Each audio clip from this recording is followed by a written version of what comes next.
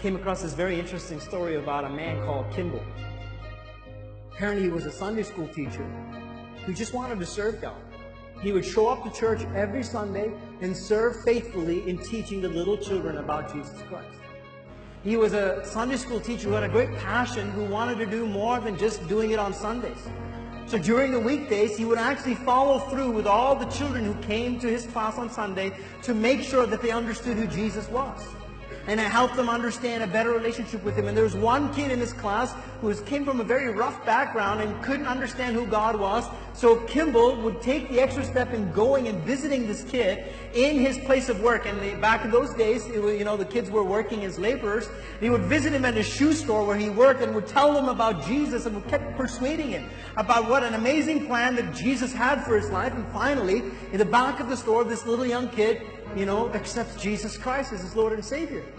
And his name was D.L. Moody, an amazing man of God. And because someone called Richard Kimball decided he was going to pursue it.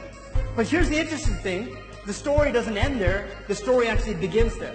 Because D.L. Moody received this incredible salvation experience and says, I got to do something about it, quits his job, and begins preaching the gospel. And God uses D.L. Moody to go throughout the whole world. And when D.L. Moody was traveling in the United States, there was a man called Wilbur Chaplin who hears the message of D.L. Moody in one of the evangelistic crusades and responds to the message and says, I gotta do something for Jesus. And Wilbur Chaplin then begins to preach the gospel himself. And while Wilbur Chaplin is preaching the gospel, a baseball player who was well known in America listens to the message of Wilbur Chaplin. And at the end of his crusade, he comes up and gives up his life to Jesus. And his name was Billy Sunday.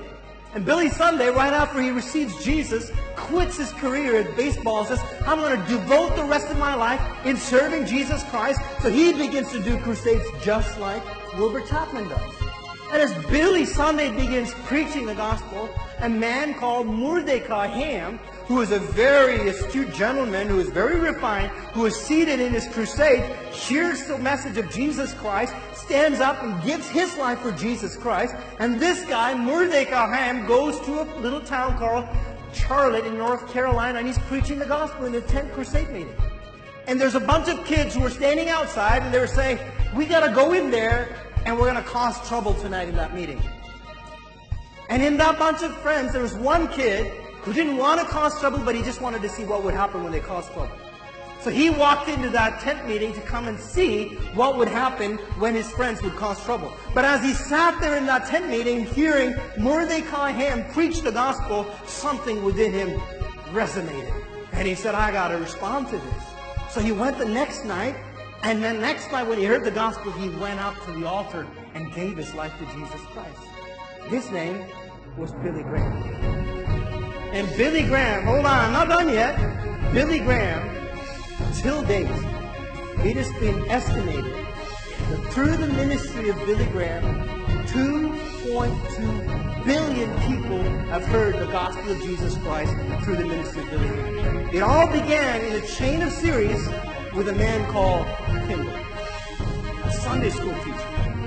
Of all people who said, I'm going to be devoted with the gifting that God has placed in my life. I'm going to do it every Sunday sincerely. I'm going to go out of my way and I'm going to tell these kids about Jesus. And what he started ended up reaching 2.2 billion people and more, because we're not taking into account all the other people who got saved through all the other evangelists who were saved in the process as well. Never underestimate what God can do through a simple act of service that you do for His kingdom.